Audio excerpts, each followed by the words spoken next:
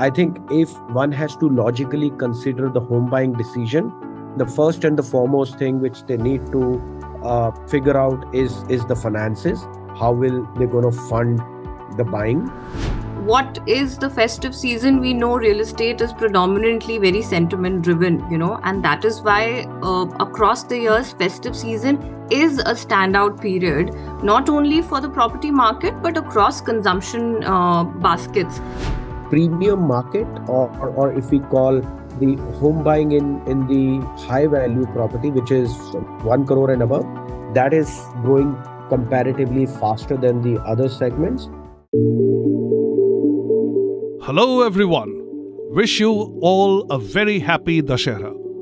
Welcome to Keeping It Real by Housing.com, India's premier real estate podcast. We are the longest running and top rated show in the real estate industry. Join us for the latest updates, diverse perspectives, expert explainers, and deep dives into industry trends. Whether you are a pro or a beginner, we are here to keep you informed and entertained in the world of Indian real estate. This is Keeping It Real by Housing.com, where we keep it real always. As celebrations begin for the festive season, fireworks are expected to light up the real estate market too. There seems to be a noticeable spring in the step in the property market. Prospective buyers are brimming with enthusiasm for residential real estate investments during this auspicious period. Tune in to our latest podcast episode as we deep dive into the heart of the festivities, exploring the trends that promise to reshape the property market. And we have two remarkable guests with us, Mr. Vikas Wadhawan, Group CFO of REA India and the business head of PropTiger.com. With his extensive experience and insights, he is a beacon of knowledge in the real estate industry. Joining us is the insightful Miss Ankita Sood, Head of Research at Housing.com, PropTiger.com and Makan.com, to understand the dynamic world of real estate this festive season. In addition to our deep dive into trends, we are unlocking the mysteries of buying auction properties from a bank. It's a topic that's often shrouded in complexity, but we'll make it crystal clear. Stay tuned. It is that time of the year when the romance of the autumn air has ushered in the festive spirit. Beginning with Navratri and encompassing Dhanteras and Diwali, the period between October to the middle of December is widely considered one of the most auspicious in Indian households.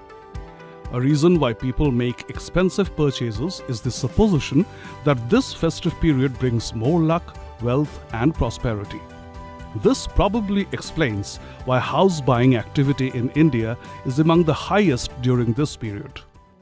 So, how is the mood in the property market in this festive season? What are the signals from the ground? What are the new trends that are emerging? To discuss all of these and for a deeper analysis, we spoke to Mr. Vikas Wadhawan, Group CFO and Business Head at PropTiger.com, and Ms. Ankita Sood, Head of Research at PropTiger.com, Housing.com, and Makan.com. Listen in. Hello and warm welcome, Vikas and Ankita. I wish you both a very happy Dussehra and greetings for the festive season. We are delighted to have you on the show. Thank you for having us, Surjit, and happy Dussehra and, warm festive season to you too. Thank you, Surjit. Look forward to a great interaction and happy festive season to all of you. Vikas, you have a pulse on the real estate market. Can you give us an overview of how the real estate market is looking during this festive season? In what ways is it different from previous years? And what are some key trends that have caught your attention this year, Vikas? Sure, Surajit. So, Surajit, if we look at how the market looks like during the festive season, I think if we look at the past few quarters, the market has been doing pretty well. The launches as well as sales have been consistently growing. And growing in all top 8 cities. So that's a very positive and an encouraging trend. And with the festive season kicking in, we are very hopeful that this will going to further accelerate the buying sentiment in the market, and we'll see a further growth in the demand. if we look at some of the trends which are different from the earlier festive season, uh, premium market, or if we call the home buying in the high value property, which is 1 crore and above, that is growing comparatively faster than the other segments. Uh, and if we look at our H1 of 2023, the Housing.com report, our data insight suggests that this particular market has been growing the fastest as compared to the mid or the affordable segment. The This price segment witnessed a 17% growth in the first half of 2023 as compared to the pre-COVID level H1 of 2019. And even on a yearly basis, this segment has seen growth as compared to the previous year.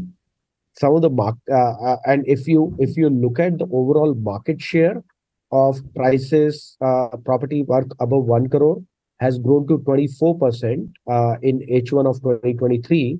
This used to be around 16% odd in pre-pandemic period in 2019. So clearly an 8% growth in the overall share, which means this particular segment has been growing well. And this is the trend we've been noticing in pretty much all the markets. While Bombay or Mumbai remains as a leader, uh, uh, because that particular market contributes almost 50% of property above 1 crore, and which is natural because properties in Mumbai are comparatively expensive than other markets. So that's the trend we've been noticing, and I think because of the input cost, land cost, and the compliance cost of the developers going up, I believe this trend will going to continue, and the property prices will only going to go up.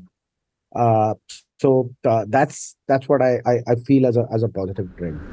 Ankita, in light of the recent upswing in real estate prices and a resurgence of investor interest, notably since 2013, could you elaborate on why the festive season stands out as a prime period for property investment?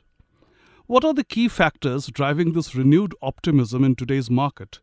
And how are these factors shaping the decision-making process for potential investors? Ankita? Sure. So, Surjit, in terms of the market trends, Vikas has very rightly touched upon the numbers. When you say what is the festive season, we know real estate is predominantly very sentiment driven, and that is why across the years, festive season is a standout period, not only for the property market, but across consumption baskets. And since real estate is a high value purchase, greatly impacted by sentiments, this makes this period all the more special. Now, this is considered to be a very auspicious time to make significant decisions. The home buyer is maybe narrowing their search, they're booking their dream home. Even, the supply side, they roll out a lot of discounts and offers to attract the buyers, thereby making it even more appealing. Now, if we go by numbers, then the festive quarter per se acts as definitely a sentiment booster, and it's a defining quarter for the overall primary sales annual offtake. Home buyers are intensifying their search, for the right kind of product. If you look at our IRIS index, which closely tracks the high intent property search volume in 42 key Indian cities, the high intent search volume that's happening on our platform, that peaks. The index is peaking every year throughout during the September to October months, which has festivals such as Navratri, Diwali. Now, this is a very important indicator of the high intent search volume or the buzz around the country. Like I said, 42 key Indian cities that are driving real estate demand in the country. So our index peaks during the September to October quarter. Now, if you look at the primary residential sales trend, you mentioned since 2013 across the top 8 cities. Now, you will see this heightened interest that happens in the October to September months. It culminates into actual demand in the coming 6 months. Now, 27 to 30% of the annual primary sales pie in the whole calendar year is taken up by the October to December quarter and the January to March quarter. So it is very fairly indicative that the impact of the festive season, how it culminates into actual sales. So the positivity, the buzz, around having that dream home heightens during this time, because this is, considered as a very auspicious time. Vikas, for prospective home buyers, there are several factors to consider. Could you elaborate on what, in your opinion, is the most crucial determinant in their decision-making process? Is it the abundance of offers, the onset of the busy season in the economy, or are there other factors that significantly influence their decision? Vikas? Yes, Surajit, I think home buying is one of the most important and biggest financial decision of one's lifetime, and also this has a lot of emotions attached to it. So I won't recommend that people, while that's definitely kind of adds excitement to your buying decision, but the decision should not be predominantly basis the freebies which you are getting or the discounts which you're getting, because this is a pretty significant financial decision and has a lot of emotions attached to it. And I would in fact not even say that it should be an impulsive buying, because there is a strong demand sentiment in the market. Everyone is buying in, so hence I should also jump into it. I think if one has to logically consider the home buying decision, the first and the foremost thing which they need to figure out is the finances. How will they going to fund the buying, whether it is through their own sources or savings, or is it through the borrowing? And if it is through the borrowing, what kind of interest rate you are getting? Who are the lending institutions who are willing to give you the finances? Maybe getting a pre-sanction done before you hit the market, so that you know what's your eligibility and what kind of commitment you can make to the developer when you're buying a home. Once you've sorted your funding or financing, then you should consider whether you're buying this house as an investment or you're buying this house as an end user. If you're buying this house as an end user, then obviously you need to figure out how far is it from your office. Do you have education facilities in the surrounding area for your kids? Do you have hospitals or medical care facilities in the surrounding for yourself and your family, and maybe parents? So these kind of decisions become very, very important in terms of shortlisting the micro market. And once you've done that, then you need to figure out who are the key developers there, and what kind of track record they have, the projects which are available, whether they are RERA registered, not RERA registered, the specification which the developer is providing, does it suit to what you want? Or if not, then you may want to go and negotiate with the developer for a bare shell flat, so that you can do interiors as per your own choice, rather than builder giving you something which you don't like and then you undo and end up wasting a lot of money. And if you're making a property buying decision for investment, obviously then you need to consider what are the triggers in the market which will gonna grow the prices in that particular micro market, like some kind of a big commercial development happening in that area, major highways are connecting to that particular micro market, and so on and so forth. So these are multiple factors which needs to be considered. As I said, this is one of the biggest financial decision of one's lifetime and has a lot of emotions attached to it. I think one has to do a lot of homework before they go out and do the buying decision. Ankita, in the current real estate landscape, what trends are you observing in the preferences of home buyers? Are there indications of an increased interest in ready-to-move-in projects, pre-launch projects, or other specific types of developments? Additionally, do you notice a growing attraction among buyers for premium and luxury segments in the market this year? Ankita? Oh, Surjit. So, absolutely, there has been a structural shift, tremendous shift in the home buyer preferences, especially post the pandemic. Now, the pandemic renewed that importance of home ownership. Not only home ownership, it renewed the importance of many other factors such as, safety, security, amenities. Now, all that is culminating into the kind of demand that we are seeing post the pandemic. Now, our insights come from our biannual high intent consumer sentiment survey that we do, that helps us to keep a track on the market and provide us with information on what the home buyers are seeking in the coming 6 months. So, one of the most important insight was that the pandemic definitely, has renewed the interest in homes. Home buyers see this as a long-term wealth building tool. And also, factors such as they are increasingly looking for ready to move in properties. Now, we know that, there's an investor and an end user, but post the pandemic investor interest, because of, very laggard returns, was some of off the market, which is back now. The end users have revived the market. So more and more end users are looking for a ready to move in property. A notable 59%, of our high intent buyers who are looking to close in on their purchases in the next 6 months cited that they are looking for a ready to move in property. Another important trend that has come about is the growing interest in gated communities. Now, they've always been there, but definitely the interest has gone up significantly post the pandemic.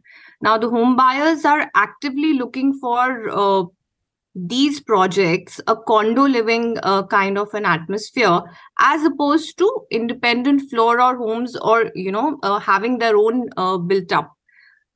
Pandemic definitely has renewed this. People are looking for an upgraded lifestyle right now. They're looking more towards habitability. Affordability definitely is important, but everything else that comes about in the gated community are all the factors which the home buyer wants right now. He or she wants the complete package. They're looking for a safe, secure environment, exclusive living environments, which is given by these gated communities. And this trend, we're not only seeing in the top metros, Surjit, but across the tier 2 cities, which predominantly have more bent towards, having an independent home. Now, coming to another question of yours, that, what is the price bracket? Vikas has already touched upon that. We see a remarkable increase in the demand for properties with a ticket size of 1 crore and above. Now, the mid-segment shift has happened post the pandemic, definitely. 24% of the overall primary sales that we saw in the first half of this year of 2023 was in this segment, that's 1 crore and above, which is a substantial jump, compared to 16% what we saw in 2019, which we consider as a base period, to pre-pandemic eras. Now, this shift not only reflects that the home buyer today is very positive regarding the overall economy, regarding their future earnings, as is also exhibited through this biannual survey that we do, getting a pulse on the market. Surajit. Thank you, Vikas and Ankita. Thank you for dropping by and for your deep insights into the subject. Thank you, Surajit. Thank you, Surajit. What do you need to do before bidding for a property in an auction? Let's break it down for you. To begin with, bear in mind that failure to pay loans can result in confiscation of the property. If a buyer takes a loan from a financial lending institution, such as a bank, and fails to repay it within the deadline, he may be in trouble. Before confiscating, banks under the Security and Reconstruction of Financial Assets and Enforcement of Security Interest, or SARFAESI Act, give notice of around 60 days to the borrowers. termed non-performing assets or NPA, these properties are then auctioned to recover part of the money that has been invested in them. An estimate of property value is arrived upon by considering factors such as the configuration of the property, the developer brand, the location, the owner's name in case of a celebrity, etc. While announcing the auction, a reserve price for the property is mentioned so that interested bidders can apply. Before bidding for the property, it is recommended to visit the property and check for yourself all the vital details about it. Check if the blueprint in the property documents matches the original property and if there is no illegal construction anywhere. If the property has some issues, banks offer some discounts. If you are offered any such discount, understand what the issues for which these discounts compensate are. There could be a probability that the owner of the house would have defaulted on dues attached to the house like property tax, maintenance bill, electricity and water bill. Identify the dues that are pending. While you may be buying a property at auction, you may also want to avail of a home loan to pay for the property. Firstly, check if banks give home loans for properties bought in auction and then proceed with the bidding. That's it from us for this episode. We shall be back again with a fresh episode of Keeping It Real by Housing.com with information and insights on the real estate industry. You can catch the episode on Housing.com, the Housing.com app, and earshot.in, Spotify.com, Apple Podcasts, Google Podcasts, Ghana.com, and JioSaavn. Take care and stay safe.